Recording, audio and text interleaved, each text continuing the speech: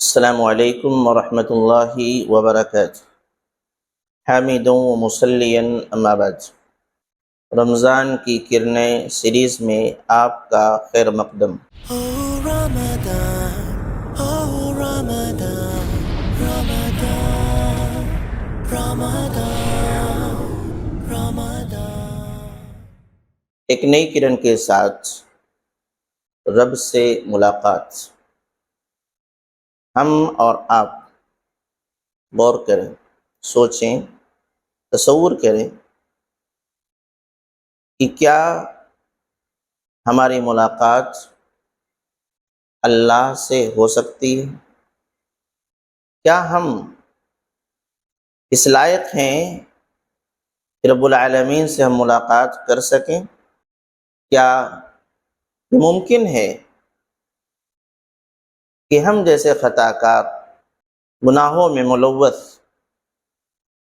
اللہ کی نافرمانیاں کرنے والے کبھی اس لائق ہو سکتے ہیں کہ رب العالمین ہمیں اپنی ملاقات سے سرفراز کرے؟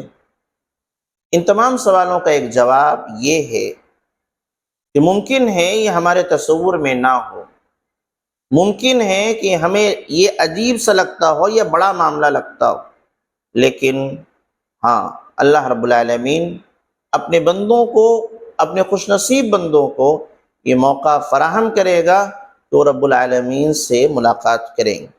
رمضان کی کرنوں میں سے ایک کرن یہ ہے جس سے ہمیں ایک حوصلہ ملتا ہے اور ہمیں مسلمان ہونے پر، روزے دار ہونے پر فخر محسوس ہوتا ہے کہ دنیا کی، کائنات کی سب سے بڑی نعمت اللہ سے ملاقات ممکن ہے، ہمیں بھی حاصل ہو سکتی۔ پیارے نبی جناب محمد رسول اللہ صلی اللہ علیہ وسلم نے ارشاد فرمایا، وَلِلصَّائِمِ فَرْحَتَانِ يَفْرَحُهُمَا، کہ روزے دار کے لیے دو خوشیاں ہیں اور وہ دو خوشیاں اسی کے لیے ہے، وہی ان دو خوشیوں کا فائدہ سمجھ سکتا ہے، اس خوشی کا احساس کر سکتا ہے۔ نمبر ایک، اذا افطر فرح بفطرہ، کہ جب وہ افطار کرتا ہے تو اپنے افطار کے وقت روزہ مکمل ہونے سے خوش ہوتا ہے۔ وَإِذَا لَقِيَ رَبَّهُ فَرِحَ بِصَوْمِهِ، اور جب وہ اپنے رب سے ملاقات کرے گا تو اس وقت اس کو اپنے روزے کی وجہ سے بڑی خوشی ہوگی۔ اس روایت کو امام بخاری، امام مسلم رحمہم اللہ نے اپنے اپنے صحیح میں ذکر فرمایا ہے۔ حدیث مبارکہ کے اندر دو خوشیوں کا ذکر ہے، روزے دار کو حاصل ہونے والی ہیں، اس کے علاوہ کسی اور کو نصیب نہیں ہے۔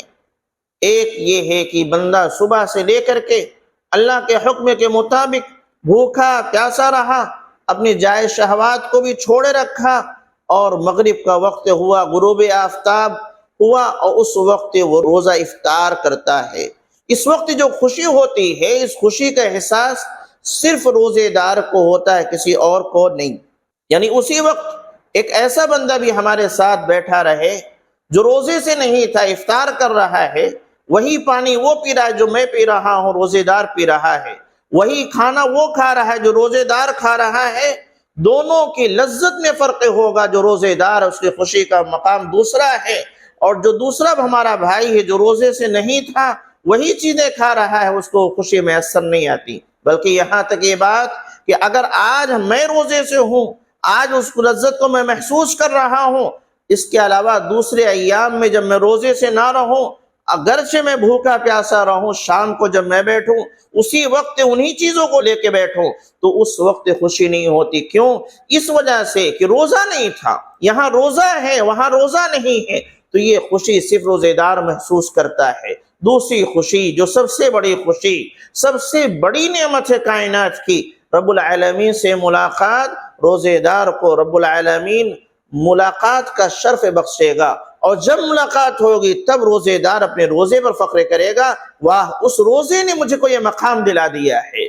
پتہ یہ چلا کہ ہم کتنے بھی گئے گزرے ہیں، لیکن رب العالمین ہمیں فراموش نہیں کرتا ہے، رب العالمین ہمیں نوازنے سے باز نہیں آتا ہے، لیکن بس شرط یہ ہے کہ رب العالمین کے بتائے ہوئے طریقے کے مطابق رب العالمین سے قریب ہونے کی کوشش کریں تو رب العالمین ہمیں وہ موقع عنایت فرماتا ہے۔ لہذا مسلمانوں خوش ہو جاؤ، روزے داروں خوش ہو جاؤ، ہماری اور آپ کی ملاقات اس کائنات کے خالق سے، رازق سے، مالک سے ہونے والے ہے۔ اور اتنی بڑی ذات سے جب ملاقات ہو، ظاہر سے بات ہے اس سے بڑا مقام کسی اور کا نہیں ہوتا۔ دنیا میں کسی اور سے ملاقات ہو جاتی ہے، کسی پولیٹیشین سے ملاقات ہو جاتی، کوئی بڑا نیتا ہے اس سے ملاقات ہو جاتی ہے، اس کو ہم فخر کے طور پر اپنے پاس محفوظ رکھتے ہیں، سیلفیاں لیتے ہیں، گھروں میں آویزہ کرتے ہیں، لوگوں کو بتلاتے ہیں کہ میرے گھر والوں کا، میرے خاندان کے بڑے کا فلاں سے ملاقات ہو گئی تھی۔ میرے بھائیوں، میرے عزیزوں، میری بہنوں، ہماری ملاقات رب العالمین سے ہوگی، یہ ہمارے لیے شرف کی بات۔ لیکن جس روزے کے ذریعہ سے ہمیں وہ ملاقات کا شرف ملنے والا ہے، وہ روزہ اس لائق ہونا چاہیے۔ یوں ہی بھوکا پیاسا رہنا مطلب نہیں، بلکہ روزہ ویسا روزہ ہو جیسے اللہ رب العالمین کو پسند۔